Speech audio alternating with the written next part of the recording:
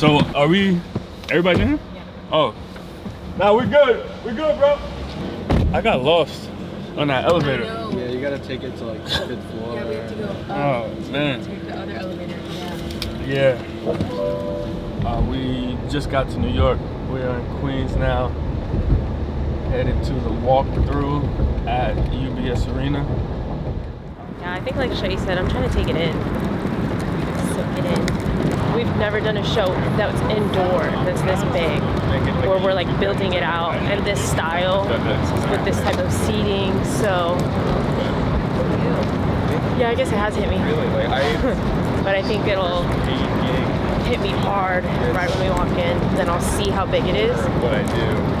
And then realize like, oh shoot, we're really doing this. We've been talking about it for so long. It's finally happening in New York, which New York has been one of the hardest markets for us to like get venues in. Damn, shit's big as hell.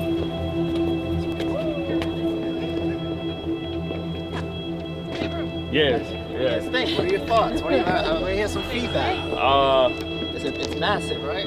10,000 seats in the lower bowl alone. We got the largest lower bowl seating in all of NHL. R&B Only started as just a DJ set in a hip hop party that I used to throw that was called Colorist.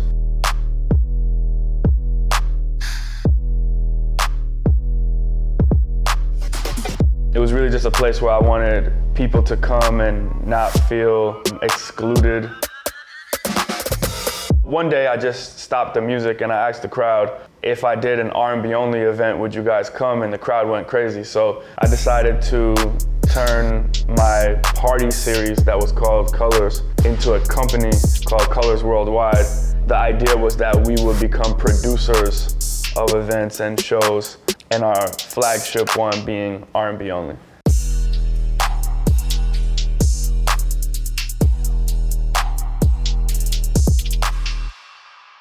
USB and then also multi-track everything. So okay. I have that as well. Oh, let's do it we might both. not even Just okay. Just Yeah, as a backup. like I said, Yeah. those are just my 2 backups. Okay, that I have. cool. And tell me your name again. Chris. JABARI, man. I'll be mixing in front of house. Dope. And then Okay. any questions that you have setup-wise, I know everything. So Being here now, how do you feel? Good, man. Really good. Just I think I was shocked at how large it was, the space. You know, it's just been in so many different arenas throughout my life, but then when you see where you're about to be playing at, it's a little different. Yeah, I'm excited a lot more excited to just get this thing going. But it's still a lot of work in terms of what we have to do. So, yeah.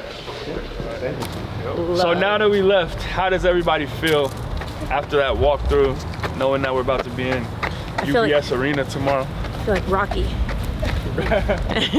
It's one thing when you don't have any idea of what you're walking into. Yeah. And then you are overly impressed when you're like in there. Yeah, Didn't we come this way? You know, I think a lot of the worries and concerns before meeting were just kind of like the flow of how everything's going to work, making sure everyone has the information that they need, and, you know, as far as like changing things to make sense of like what the room's going to look like, to make sure that the show just goes off without a hitch. I mean, ultimately, at the end of the day, we are on the same team. I think if anything, it eased any like little anxieties that I had going into tomorrow. If we didn't have that meeting, we would have had no iMac. That's another thing. Like, I was able to like fill that in. What's iMac? The projectors, the screens on the side. Like, you know when we do festivals, because people who are really far can't see us. I think the first time we realized we could pull off a show of this size, we played 3 nights at King's Theater. We sold out 2 of them. The 3rd one did not sell out. But I believe we probably sold at least half of the venue. And that was when we realized that we are outgrowing these venues. We need to be playing in bigger venues And the next step really is playing in an arena. We did our first festival in Orlando 2019. You know, we've done festivals in big amphitheaters like Lakewood in Atlanta, and that held up 10,000 people. And I think this is just another one. It's just going and doing the protocols, like just going off, making sure we dot our I's, cross our T's, and yeah. I'll say that I knew early on that we were going to be able to handle shows at this magnitude. We just support each other in ways that if we see a team member that needs support, I'm gonna go out of my way to make sure that they feel supported and that they get what they need. Having that and like open line communication and just having each other's back, I feel like that has built up to where we are now to be able to have such a huge show happening tomorrow. What do you want to do? I guess we gotta weigh out the pros and cons. Since we did not sell out all of the sections, so we broke it up the 100 sections, which is the lower bowl, and then the 200s and 300s, which is the upper bowl. We didn't sell out both of those. We sold maybe half and half of both. Mm-hmm. They're suggesting that we bring everybody that's in the upper bowl down. But if we do that, then we're reducing our capacity by a lot, like 5,000, which is a huge difference. But it would make the show look better from an audience perspective and from being on stage and video. And just feel better. Yeah, it's going to feel more filled inside of the venue. Is it worth the optics to cut the cap, which also cuts ticket sales and revenue? But also trying to predict, are we going to sell 1,400 more tickets between now and tomorrow when doors open? It's a possibility. I'm leaning more towards cutting the cap. Me too. Just because of using the data that we had at Phoenix when we had to do something similar. Yeah. And just the experience was better and more memorable. Sometimes the decisions that we have to make are not always like measurable with like a return on the investment, but for us, like the question becomes, is this going to enhance the experience for the fans that are at the show? And if the answer is yes, and it's within reason, then, you know, we make the call to do it. There was a long time before I hired her, and even before, even when a lot of people came on, it was rare for more shows to be profitable than not. Like I was having success in like maybe 5-10 markets, but then, you know, 20 shows would lose money. Now it's kind of flip-flopped. It's like, it's very rare for us to lose money on a show. How often do you think we lose money on a show? I mean, this whole year? Almost never. Yeah. I don't think we've lost money on a show. Yeah, not any show. Not counting festivals. Yeah. It's festivals that are like bigger shows with bigger expenses. Well, no, we started making money on festivals now. The last one, yeah. Dallas now. But yeah, 1 out of 60 lost money. Yeah. Yeah. And that's a big feat in our industry. That doesn't happen. Yeah. So last night I was in Kansas City, Missouri, and I was actually not excited to be there because I knew all of y'all were out here. So I was like having FOMO, looking at all the videos and stuff. And then I'm like, okay, well, let me just let this show be practice for tonight. And what I'm telling you, that was like one of the best shows of the tour so far. It was awesome. I did not expect that. My boy, I had a friend there and he was hitting me up. Like, he said he had an amazing time. Oh, did I tell you about the special effects? No. We got sparkler falls coming down. We've got pyro. It's fire? Yeah. I don't even know where we're putting it. I don't know. All of this is by us. Yeah, all this is manual. Us. Oh, we're Yeah.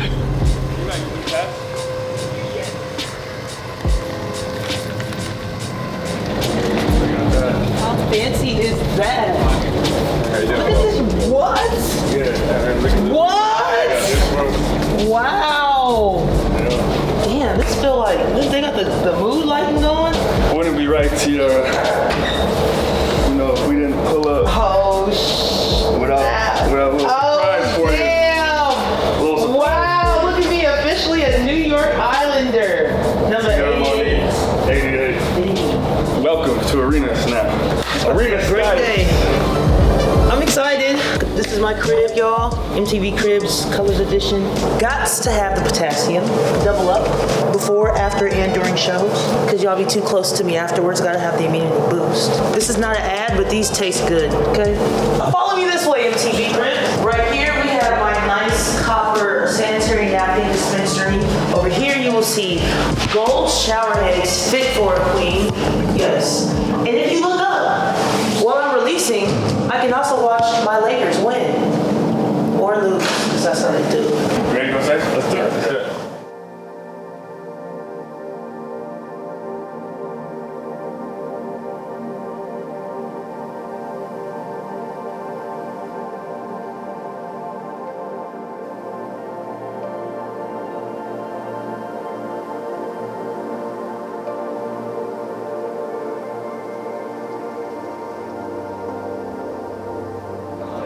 All this is standing room? All standing room. That's front of house is being built. It's gonna feel, they said, like there's gonna be not too many people in the back because everybody. So basically, this floor is 2,000, and I think we might have sold just that. But this is my defense. Tony.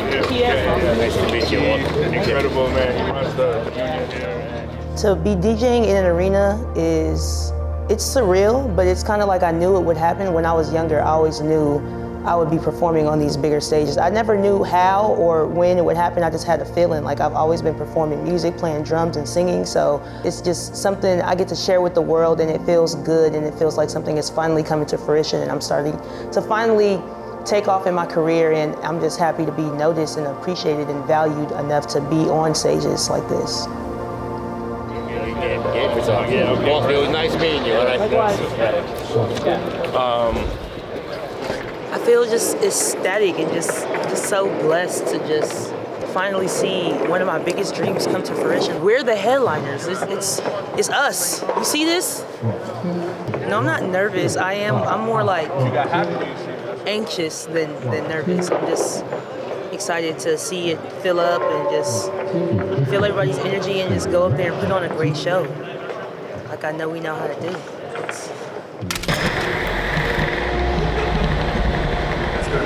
Okay, I'm gonna send you a mic now. Okay. Hey, I need more in line. Hey. As long as some shit comes out of the streamer on that intro, that's all I need. Just something. Something. Cool. I will be happy if it's Anything. Cool. At this point. Oh, you gotta be shitting me. What the fuck? You're gonna pay for a fucking house that's been built. Why don't you just fire them all? Clearly it just happened. Yeah. How do you feel about sound check? I feel like it's going well so far. As soon as they figure out these frequencies and JABARI's interface, we should be good. Probably about 10 minutes. Always gotta have this. Actually, I don't mind sweating. It's Dashe and Tiara that don't like sweating. But what I don't like is having the wrong shirt on, and I sweat through a shirt. Many a times I've been like, put your hands up. Yeah. Baby, wipe your eyes. Yeah. You got it, yeah.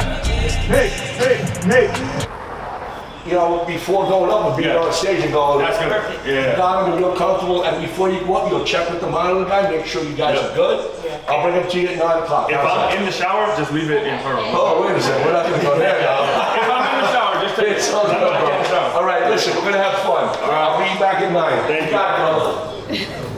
I almost gonna be her, and I was like, man, that's a good picture. The exchange. Going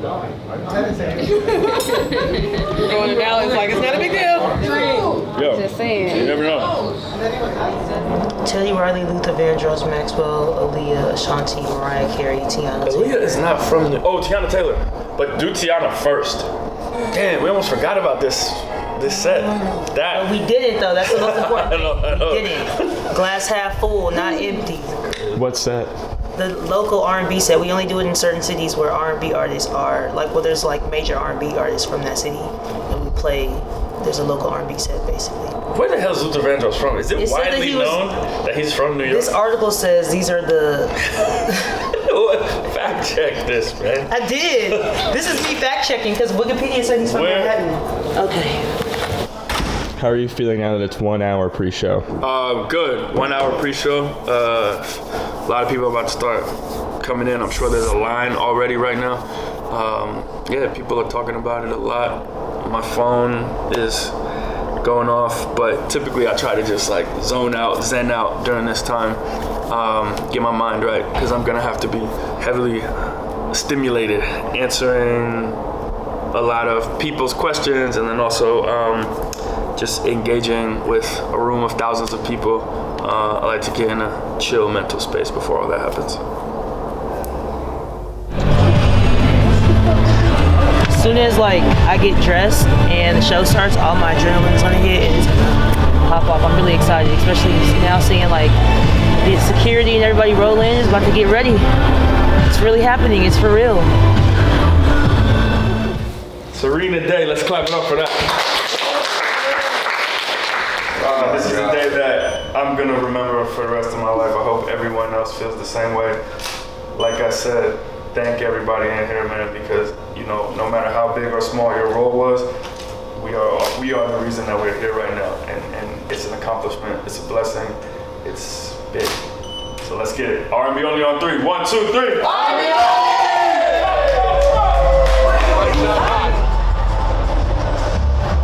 Nothing's in it until you're ready. Yeah, we're both going when it blacks out. I gotta hear it. Yeah. I don't hear nothing. Oh, he just. Louder. I need it louder in my ears.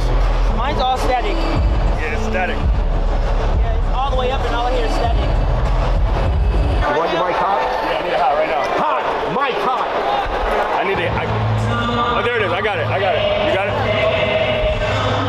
Yeah, you go.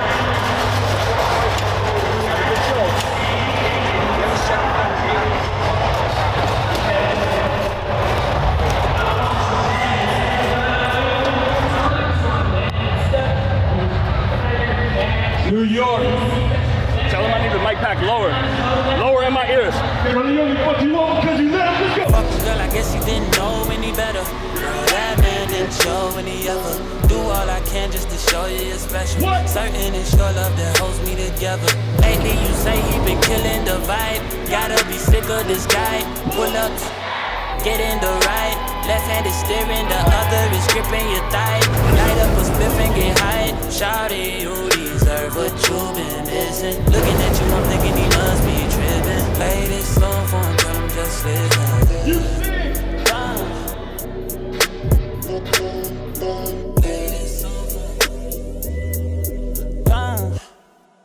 When I'm on stage with Tiara Monique, I really am reminded as to how much we love the music that we're playing. R&B is community to me. R&B is love. R&B is family. R&B just holds so much value for me in my life. It means so much to me. When you look out into the crowd and you see people reacting, people being surprised at a transition, like what it does to them and what it does to an entire room, I'm reminded how important community is within this genre. It's one thing to play songs for yourself that you know are gonna like get you grooving, but when you look out to the crowd and you see people singing with their eyes closed or like singing to their friend, it's just really cool to see how people respond to music. Like that's the best part. That's the best part to me. One time we had this show in 2018 and it was like a couple hundred sold, maybe probably 200 or 300 maybe. And man, I was just taking pictures of the same people. Fast forward, we're selling out 5,000 cap venues, 10,000 cap venues. I'm not taking pictures of the same people no more, you know what I mean? You know, sometimes my legs are on fire because I'm just going through the crowd, taking pictures of all these different people, man. So it's just crazy to see the, you know, the growth with the company. What's next for R&B Only? Just consistent growth. I think that everything that we have done thus far has led to another opportunity. It has led to expanding into media and content creation, partnering with various artists to support the artist community. All of those things have been aligned with what the brand's mission is, which is to amplify R&B music as a whole. So as long as we keep doing that, really the sky's the limit for what's next for us and, you know, what we're gonna do. there are a lot of things on the horizon, so just stay tuned. Do you have any final thoughts? Final thoughts? Stop asking us to play R. Kelly. Once again, I go by the name of JABARI, and this is Tiara Monique. We want to take a group picture with y'all real quick, man. So New York, when I say R&B, you know what to do. You say only 1, 2, 3, R&B.